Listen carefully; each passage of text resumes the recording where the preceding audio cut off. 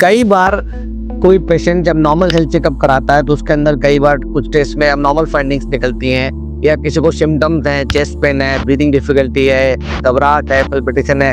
ऐसे केस में डॉक्टर को इको, इवन कभी कभी एंजियोग्राफी या सीटी एंजियोग्राफी कराते हैं तो उसमें ब्लॉकेज निकलते हैं। तो सबसे पहले जो दिमाग में सवाल आता है, हम सबके सवाल, कि क्या ब्लॉकेज है तो हमें स्टंट लगवाना पड़ेगा, क्या कई सारे ब्लॉकेज है तो बाईपास सर्जरी करानी पड़ेगी।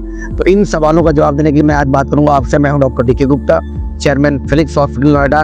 तो अगर आपने एंजियोग्राफी कराई है और उसमें ब्लॉकेज है, अगर ब्लॉकेज 50% से कम है तो कोई भी स्टंट लगाने की आवश्यकता नहीं है। इवन 50 से 60% है तभी भी आवश्यकता नहीं है। नॉर्मली ये लाइफस्टाइल से और आपकी कुछ दवाइयाँ देने से ये ब्लॉकेज को रोका जा सकता है बढ़ने से, और आपकी जो हार्ट की जो नसें हैं उनको पोटेंशियल की मेंटेन की जा सकती है। तो ऐसे केस में कोई भी एंजियोप्लास्टी, स्टंटिंग या बाईपास सर्जरी की आवश्यकता नहीं होती है।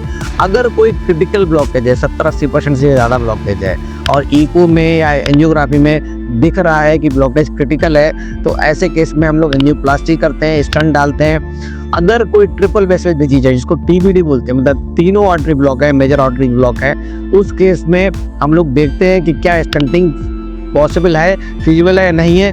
अगर स्टंटिंग फिजिबल नहीं है तो क्या बाईपास सर्जरी फिजिबल है, और दोनों में क्या डिफरेंस है। अगर पेशेंट युवा है और कोई ट्रिपल वेसल डिजीज है तो हम प्रीफर ये करते हैं कि उसको बाईपास सर्जरी कराई जाए, सो दैट जो हम मेमोरी आर्टरी जो होती है, इंटरनल मेमोरी आर्टरी, उनको निकाल के लगा देते हैं। उसकी वजह से क्या होता है, 15-20 साल तक वो आदमी बिना किसी दोबारा एंजियोप्लास्टी के जी सकता है, लाइफ नॉर्मल ले सकता है।